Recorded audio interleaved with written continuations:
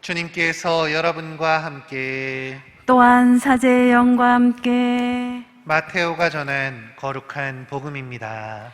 주님 영광 받으소서.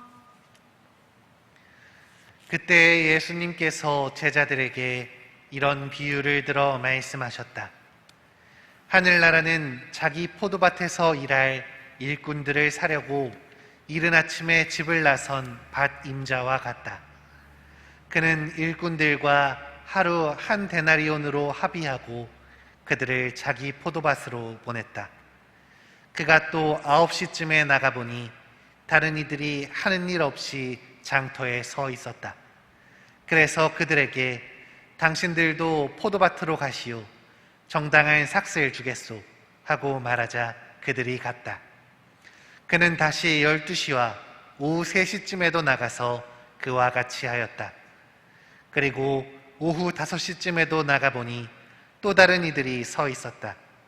그래서 그들에게 당신들은 왜 온종일 하는 일 없이 여기 서 있소? 하고 물으니 그들이 아무도 우리를 사지 않았기 때문입니다 하고 대답하였다. 그러자 그는 당신들도 포도밭으로 가시오 하고 말하였다. 저녁 때가 되자 포도밭 주인은 자기 관리인에게 말하였다. 일꾼들을 불러 맨 나중에 온 이들부터 시작하여 맨 먼저 온 이들에게까지 품삯을 내주시오. 그리하여 오후 5시쯤부터 일한 이들이 와서 한 데나리온씩 받았다. 그래서 맨 먼저 온 이들은 차례가 되자 자기들은 더 받으려니 생각하였는데 그들도 한 데나리온씩만 받았다. 그것을 받아들고 그들은 밭 임자에게 투덜거리면서 맨 나중에 온 저자들은 1시간만 일했는데도 떼약볕 아래서 온종일 고생한 우리와 똑같이 대우하시는군요 하고 말하였다. 그러자 그는 그들 가운데 한 사람에게 말하였다. 친구여, 내가 당신에게 불의를 저지르는 것이 아니요 당신은 나와 한 데나리온으로 합의하지 않았소. 당신 품삯이나 받아서 돌아가시오. 나는 맨 나중에 온 이 사람들에게도 당신에게처럼 품삯을 주고 싶소. 내 것을 가지고 내가 하고 싶은 대로 할 수 없다는 말이요 아니면 내가 후하다고 해서 시기하는 것이요. 이처럼 꼴찌가 첫째 되고 첫째가 꼴찌 될 것이다. 주님의 말씀입니다. 그리스도님 찬미합니다.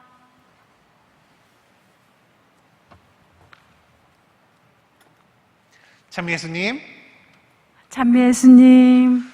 오늘의 복음은 포도밭 주인의 비유를 드시는 예수님의 모습이 등장합니다.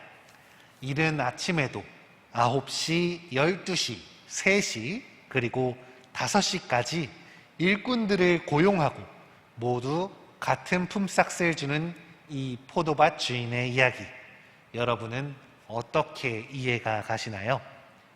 일한 만큼 대가를 받는 것에 익숙한 우리들이기 때문에 포도밭 주인의 행위는 쉽게 이해되지 않는 것 같습니다.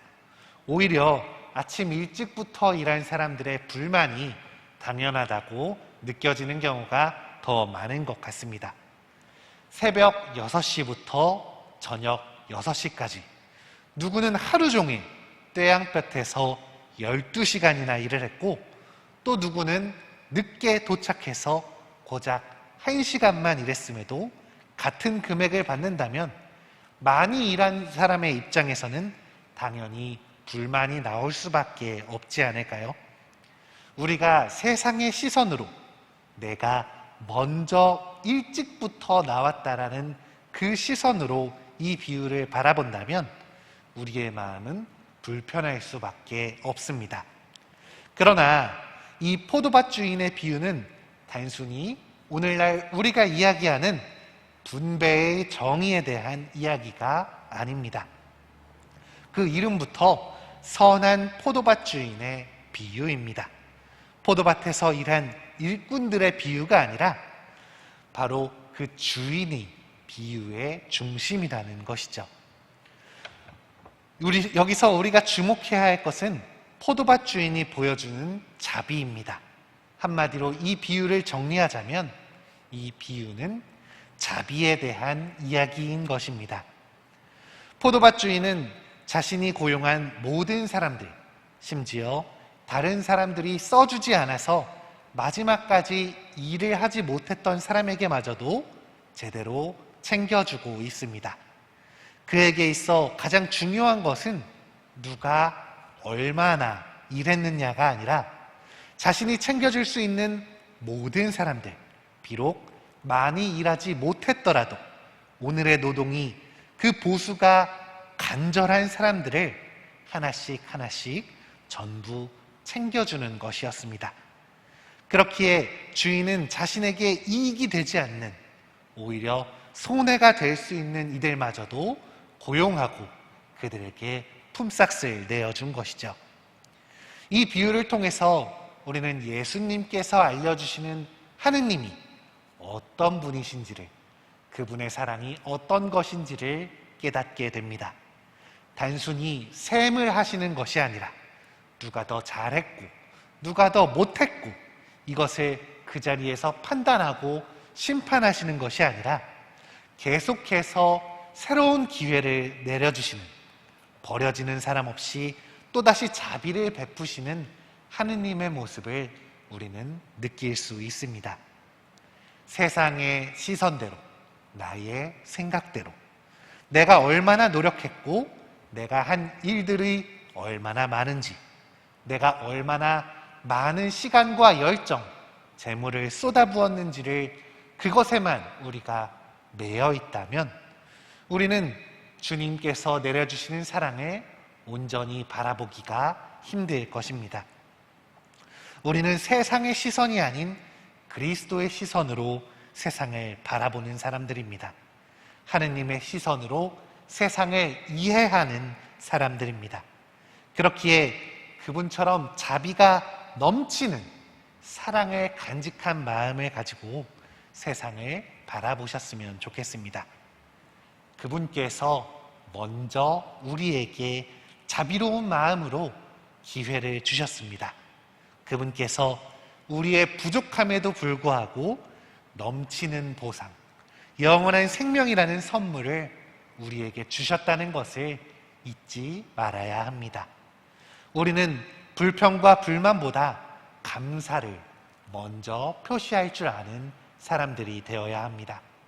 내가 먼저 왔는지 우리는 정확히 알 수 없습니다. 나보다 더 노력한 사람이 얼마나 많은지 우리는 알 수 없습니다. 그러나 우리가 늦게 왔을 수도 있다는 사실을, 우리가 자비를 받은 사람일 수도 있다는 사실을 한 번 더 기억할 수 있다면 우리는 무엇보다 감사할 수 있는 사람들이 될 수 있습니다. 오늘 하루 나에게 기회를 주시고 자비로 나를 돌보시는 그분의 사랑에 감사를 할 수 있는, 감사의 기도를 드릴 수 있는 시간이 되셨으면 합니다. 이 감사의 기도를 통해 주님께 우리의 마음을, 우리의 사랑을 함께 봉헌합시다.